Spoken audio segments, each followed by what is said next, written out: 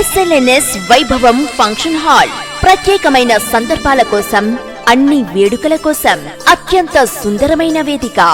నంద్యాల నడిబొడ్డులో అందరికీ అందుబాటులో ఉన్న మన SLNS వైభవం function hall centralized AC function hall. ఆహ్లాదకరమైన వాతావరణం, అతిథులకు ప్రత్యేక లిఫ్ట్ సౌకర్యం, సర్వీస్ లిఫ్ట్ సౌకర్యం, విశాలమైన పార్కింగ్, వివాహాలు, పుట్టినరోజు ఫంక్షన్లు మరియు ఇతర శుభకార్యములకు ప్రీమియర్ వేదిక.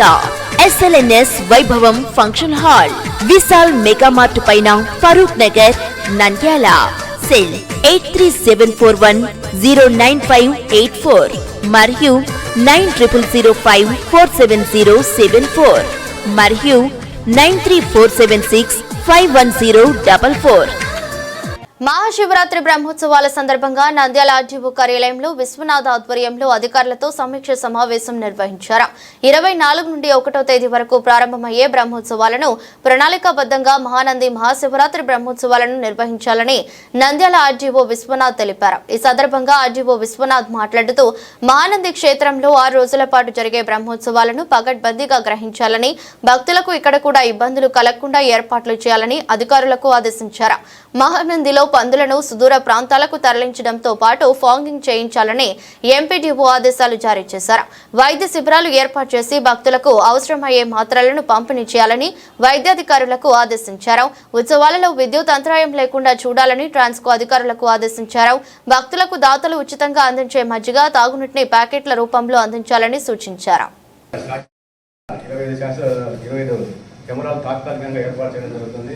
సెంట్రల్ కంట్రోల్ రూమ్ కూడా ఏర్పాటు చేసినాము. ఆలయం బయట రథశాల పక్కన మనకు ఆ రోజు మ్యాక్సిమం ఎంతమంది భక్తులు మనకు దర్శనానికి రావచ్చు అని మీ అంచనా ఉంటుంది? దాదాపు 70,000 మంది, 70 నుంచి 80,000 మంది. 70,000 మంది దర్శనాలకు ఏర్పాటు చేయాలంటే మనకు ఆ క్యూ లైన్లు కానీ ఆ మేనేజ్మెంట్ చేయడానికి మనకు ఎంతసేపు దర్శనం పడితే 70,000 మందికి మనం దర్శనం కల్పించవచ్చు, కొంత ఉన్నంతలో ప్రశాంతంగా వాళ్ళు దర్శనం చేసుకునేలాగా చేయాలంటే దానికి సంబంధించి మనకు గుడిలో ఆ క్యూ లైన్ మేనేజ్మెంట్ అనేది సరిగా చూడాలి. అక్కడ భక్తుల్ని కూడా అంటే కొంచెం వెంటనే తోసేలాగా కాకుండా కొంచెం స్పీడ్గా దర్శనం చేయించడానికి ముందు నుంచే కొంత చేసే ఏర్పాటు చేసుకుంటే తప్ప 70,000 మందికి మనం అంత రద్దీని తక్కువ. సేవలు ఉండవు కాబట్టి ఏదేమైనప్పటికీ కూడా మనకు మ్యాక్సిమం టైం 1 అవర్ పడుతుందా దర్శనానికి? అది మ్యాక్సిమం టైం ఏదైతే 1 అవర్ ఉందో 1 అవర్ని మనం అట్లాగే మెయింటైన్, మనకు మ్యాక్సిమం దర్శనం కంప్లీట్ చేసుకొని వెంటనే మొత్తం క్యూ లైన్లు కొంచెం మెయిన్ బయట కార్యక్రమాల కన్నా కూడా ప్రజలు భక్తులందరూ కూడా దర్శనం కోసమే ఎక్కువ ఇచ్చేస్తారు కాబట్టి దర్శనాన్ని వాళ్ళకి కొంత ఆహ్లాదంగా సుఖవంతంగా దర్శనం అయ్యేలాగా ఏర్పాట్లు మీరు చేయగలిగితే మిగతావన్నీ కూడా సెకండరీ అవుతాయి. చేయగలుగుతారా లేదా? దానికి వాళ్ళు ఏదైనా ప్రిపరేషన్ క్యాచర్స్ ఏమైనా కావాలంటే కూడా వాళ్ళు టెంపుల్ వారు సపోర్ట్ చేస్తారు. మీరైతే ఖచ్చితంగా పందులు ఆ రోజు లేకుండా చేయగలరు.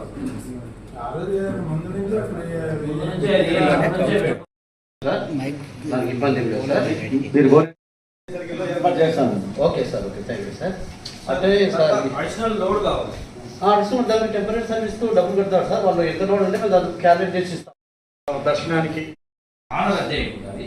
సో కొంత మనము గట్టిగా మాట్లాడాల్సిన అవసరం లేదు, కానీ కొంచెం విజిల్ లాగా వేస్తే వేరే వాళ్ళకి అవకాశం కల్పించండి అని చెప్పి కొంత మంచిగా కొంచెం వెంటనే పంపించేలాగా ఉండేలాగా కొంతమందిని మనకు ఒక 2 మెంబర్స్ పెట్టగలిగితే అటువైపు ఇటువైపు. లేదు సార్, 1+4 పెట్టాను సార్ అక్కడ.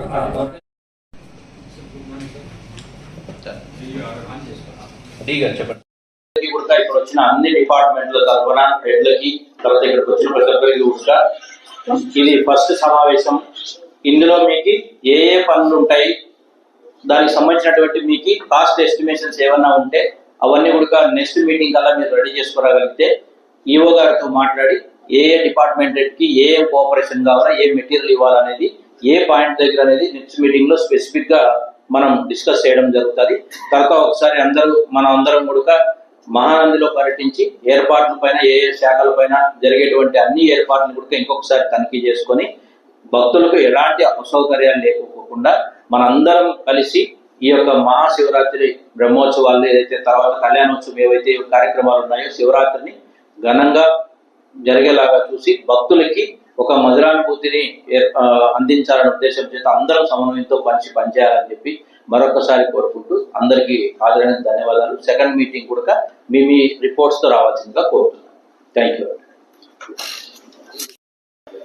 2025 మహాశివరాత్రి బ్రహ్మోత్సవాల సందర్భంగా ఈరోజు ఆర్డీఓ గారి అధ్యక్షతన మహాశివరాత్రి గురించి మొట్టమొదటి సమన్వయ సమావేశం నిర్వహించడం జరిగింది.